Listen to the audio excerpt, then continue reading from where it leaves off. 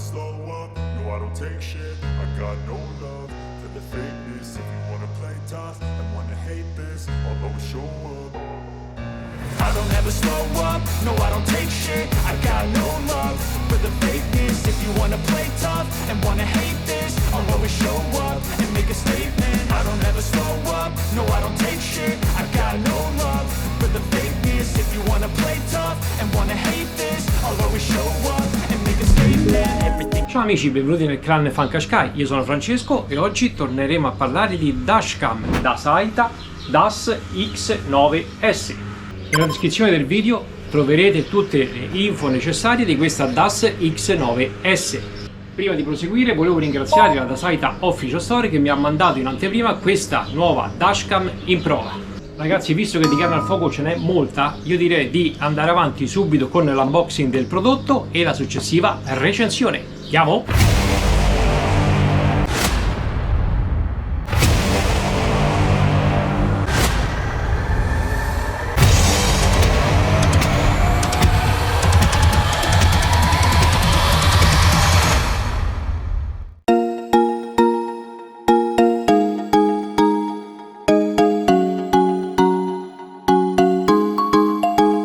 Nella confezione troviamo questo manuale d'uso in inglese, adattatore accendisigari 12-24 volt con possibilità di collegare un secondo dispositivo ed uscita USB tipo C, kit per collegare la dashcam in modalità di sorveglianza di parcheggio, quindi 24 ore con uscita USB tipo C. La telecamera posteriore registra 1080p x 30 fps, si può collegare tramite biadesivo ed è regolabile. Ed in ultimo troviamo una leva in plastica necessaria per far passare la cavetteria e ben 3 fascette. Ma coglioni, tanta roba, stupore, no? Ma coglioni. E questa è la nostra Saita DAS X9S. Vi ricordo che nella confezione non è presente la micro SD, quindi se avete intenzione di registrare filmati in 4K acquistate almeno una micro SD da 128 GB. Questa dashcam X9S può registrare filmati fino a 4K in 30 fps con sistema HDR ed un angolo di visuale di 170 gradi. Ha un sensore Sony IMX335. Il display è un 4 pollici con un pannello IPS, Wi-Fi, GPS, G-Sensor, rilevatore di movimento, monitoraggio di parcheggio. Il tutto è gestito da un chip iCatch V35. A questo punto entriamo nel vivo del tutorial. Andiamo a scannerizzare il QR code. Apriamo l'applicazione scanner nel nostro telefono. Ok. Andiamo sul sito. Installiamo l'applicazione. Una volta scaricata l'applicazione andiamo a vedere di cosa si tratta. Accettiamo. Successivo. Dobbiamo dare i permessi all'applicazione. Ovviamente per aggiungere la fotocamera dobbiamo prima collegarla e questo è il primo passaggio. Il secondo passaggio sarà andare a collegare il kit 24 ore per il monitoraggio di parcheggio, però in questo caso ho cambiato la disposizione dei fusibili, ho collegato il kit praticamente con il filo rosso accensione, non più sul fusibile precedente in quanto era dedicato all'airbag, ma l'ho collegato su quest'altro fusibile per i sedili riscaldabili e il filo giallo, quindi sempre i 12 volt presenti, l'ho spostato e l'ho messo praticamente sull'ultimo qua sotto che sarebbe spare, la riserva. Ok, quindi in questo caso siamo sicuri che se dovesse saltare il fusibile non va a interferire su cose importanti.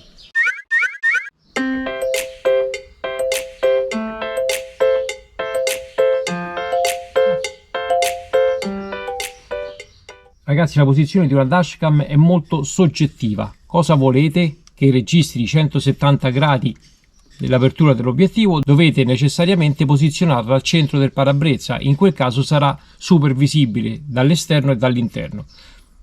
Volete che la dashcam rimanga nascosta? Possiamo comunque sfruttare questo posticino come ho fatto vedere dietro lo specchietto. In questo caso però la registrazione non sarà più di 170 gradi, ma sicuramente il campo visivo si andrà a diminuire, quindi vedete voi come sfruttare al meglio la vostra dashcam. Queste sono idee che io vi do, poi non è detto che va installata necessariamente dove la posiziono io, però la cosa che vi posso consigliare è, prima di far passare tutta la cavetteria, decidete dove andare a posizionare la dashcam. Ragazzi, se andiamo a mettere la dashcam in questa posizione, come ho messo io la mia Yuki, deve lasciare scoperto il sensore che è presente qui dietro lo specchietto retrovisore. Se scendiamo troppo lo andiamo a coprire, quindi deve essere proprio a bordo con questa retina nera sul parabrezza. Anche se andiamo a mettere questa da Saita, l'importante è non scendere troppo, perché se scendiamo andiamo a coprire il sensore, invece dobbiamo rimanere al limite. In questa posizione sarà fantastica, non si vedrà nulla, verrà fuori un lavoro veramente con i fiocchi.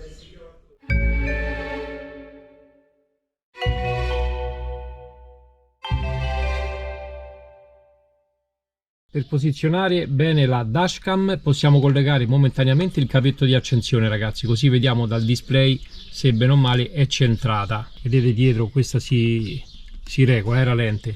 Se utilizziamo una protezione antistatica è molto più semplice andare a sistemare il tutto, perché se tante volte andiamo a fissare la dashcam in maniera errata possiamo scollare tutto il foglio antistatico e rincollarlo direttamente, cosa che non si può fare se andiamo a incollare la dashcam sul vetro. Eccoci qua, il momento più delicato l'abbiamo superato. Fatto ciò dobbiamo andare a far passare i due cavetti di alimentazione della dashcam posteriore. Andiamo?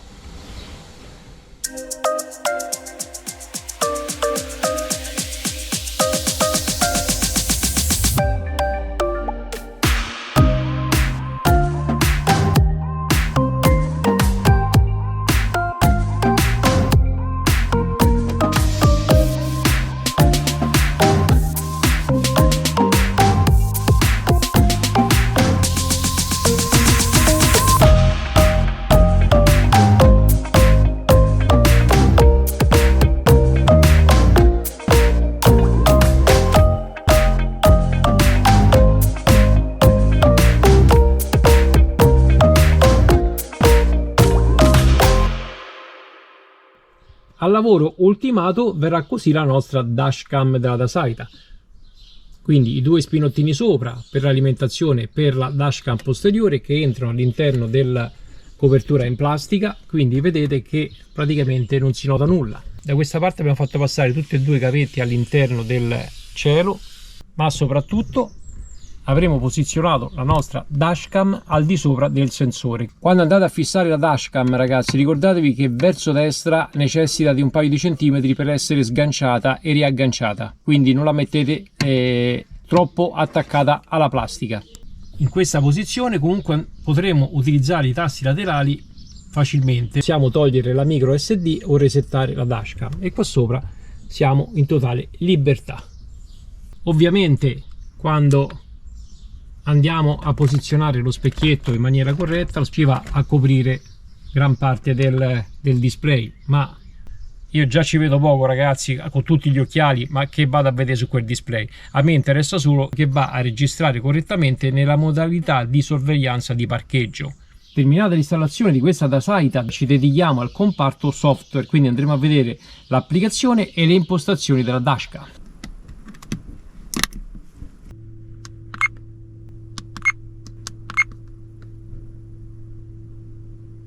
Per quanto riguarda i tasti fisici di questa dashcam abbiamo il pulsante di accensione qua sopra,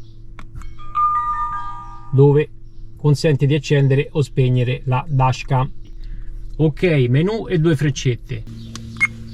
Con il tasto ok blocchiamo la registrazione, con il tasto menu entriamo nel menu della dashcam, ci muoviamo con le freccette. Risoluzione 4K, 2K o 1080p, registrazione in loop 1 minuto, 3 minuti o 5 minuti, volume disattivare basso, medio o alto, G-sensor disattivare alto, medio o bassa sensibilità, screensaver, come vi ho fatto vedere, da 1 minuto si attiva lo screensaver, regolazione dell'ora e della data della dashcam. Da questo menu possiamo invertire la registrazione della dashcam posteriore, se la installiamo al contrario possiamo praticamente invertire la registrazione. Linguaggio inglese, cinese. La musica di avvio possiamo disattivare o attivare. La registrazione audio, anche qui possiamo attivare o disattivare la registrazione d'audio di questa dashcam, attivare o disattivare il wifi, possiamo inserire il numero di targa, monitoraggio di parcheggio, disattivazione, 24 ore, 48 ore o un monitoraggio di parcheggio. Le prime due sono riferite alla registrazione in time lapse, chilometri, e da qui possiamo formattare la scheda SD. Da qui possiamo riportare le impostazioni di default e qui la versione del firmware. Da qui con ok torniamo al display. Le due freccette in basso servono per scegliere la modalità di visione, o telecamera anteriore o telecamera posteriore o entrambi. Per utilizzare l'applicazione della dashcam dobbiamo prima attivare il wifi, è sempre disattivato e ogni volta che dobbiamo utilizzare l'applicazione lo dobbiamo andare ad attivare noi. È una bella rottura di palle. Dobbiamo andare sul tasto menu, clicchiamo con ok, il primo tasto in alto, scendiamo e poi diamo on. E adesso vedete la dashcam va a ricercare il dispositivo per collegarsi e poter utilizzare l'applicazione. Una volta siamo collegati tramite wifi, vi ricordo che la password per collegare la rete wifi della dashcam è 1 2 3 4 5 6 7 ed 8, come riportato sul display della dashcam stessa. Clicchiamo su collegare la macchina fotografica e da qui abbiamo due immagini. Abbiamo l'immagine della telecamera anteriore e nel quadratino più piccolino abbiamo la camera posteriore. Una volta entrati nell'applicazione, ragazzi, per andare nelle impostazioni dobbiamo stoppare manualmente la registrazione perché non lo fa in automatico. Qui possiamo andare a vedere i filmati che sono stati registrati con la dashcam, poi possiamo entrare nel menu impostazioni. Ragazzi, non è presente il monitoraggio di parcheggio perché va attivato dalla dashcam stessa, quindi tutte le altre impostazioni si devono attivare direttamente dalla dashcam. Andiamo a vedere come si fa. E da qui arriviamo su monitoraggio di parcheggio, clicchiamo con ok, o disattiviamo o impostiamo 24 ore o 48 ore o monitoraggio di parcheggio. Allora, se impostiamo questa opzione, la dashcam quando si disattiva si imposta in modalità time lapse e va a registrare un fotogramma al secondo. Diamo ok, torniamo indietro,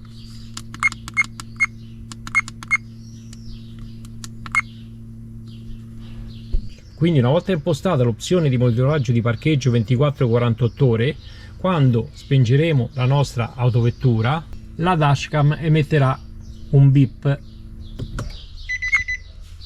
Avete sentito? E si spegnerà il display. In questo caso ha iniziato la registrazione in time lapse. Per accendere il display basta toccare il pulsante ok.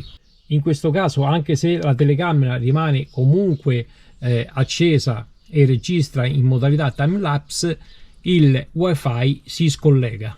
Quando andremo a riaccendere la nostra autovettura, la dashcam emetterà nuovamente il beep che ci dice che ha ripreso a registrare in modalità normale. Se la impostiamo invece in modalità rilevamento di movimento, la dashcam si spegne e si riaccende solo quando rileva uno scossone.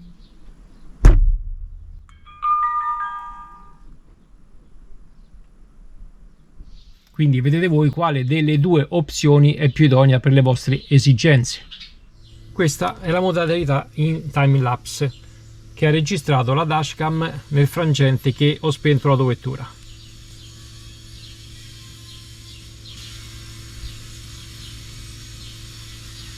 Per quanto riguarda il sensore G, il rilevamento di collisione, io l'ho impostato nella media sensibilità. Stiamo camminando, la dashcam sta registrando, se avverte uno scossone emette un beep e va a bloccare e salvare il file in modalità che non può essere sovrascritto. Nella barra di stato comparirà il lucchetto in quanto ha provveduto a bloccare questo filmato ed altre indicazioni. Poi ragazzi, leggetevi il libretto di istruzioni perché è veramente semplice e basilare.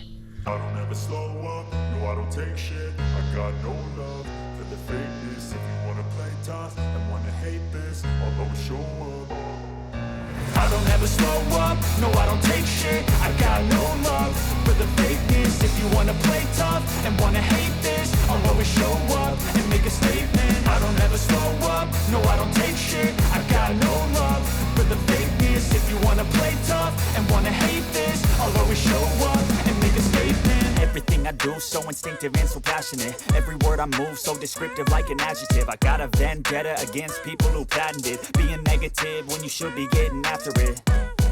I got facts over tracks, this and that. Spitting slow, spitting fast, I could roast, I could gas. Think I'm okay at last, but I don't know if that can erase all the past. And the pettiness, a reflection of the emptiness. Hilarious, you think you're worth my time, you're delirious. Mysterious, because you hide behind a fake exterior. Inferior, you know I'll always be a bit superior. Get off of me, this ain't no humble brag. I want.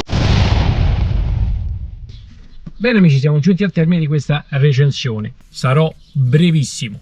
Sì, i filmati che realizza sia la dashcam anteriore che posteriore, sistema HDR per migliorare le riprese, anche se persiste il riflesso del parabrezza quando siamo in controluce. Sì al sensore G, quindi il sensore anticollisione, funziona perfettamente, è molto sensibile, si può impostare in 3 livelli. Avete visto che comunque basta un minimo per farlo partire e andare a bloccare il video che sta registrando per poter poi riutilizzare ai fini assicurativi. Sì al monitoraggio di parcheggio, brava Dasaita perché ha implementato questa opzione con 2 possibilità: la classica registrazione in time lapse quando spengiamo la nostra autovettura, o la possibilità di attivare invece il monitoraggio di movimento, quindi la dashcam si spegne e si riaccende solo quando avverte uno scossone, e in questo caso abbiamo sia la telecamera frontale che posteriore, quindi abbiamo una copertura maggiore per quanto riguarda la nostra autovettura.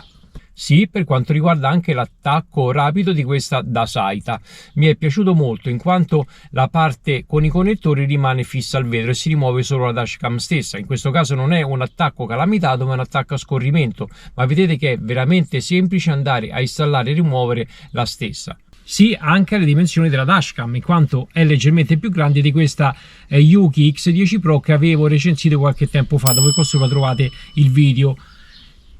Diciamo che è più grande perché ha un display da 4 pollici. Proprio per questo fatto vorrei spendere 2 paroline. Ovviamente è la mia opinione personale, ragazzi. Ma un display su una dashcam del genere, con quelle icone piccole piccole e quelle scritte piccole che io con tutti gli occhiali non riesco a leggere, mi ci vuole la lente, sinceramente. Ma che cazzo gli serve? Dasaita, se ti posso dare un consiglio spassionato da utilizzatore di dashcam, quindi non da tecnico o da professionista che non sono, un display del genere all'interno di un'autovettura serve poco o nulla.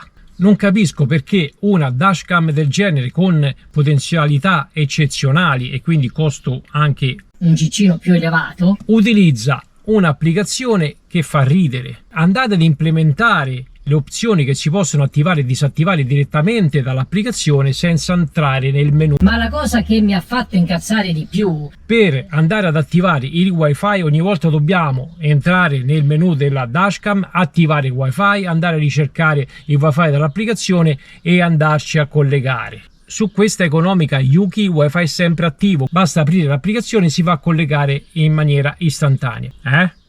Questo video termina qui, vi è piaciuto? Lasciate un like. Volete supportarmi? Iscrivetevi al canale. Grazie di cuore come sempre.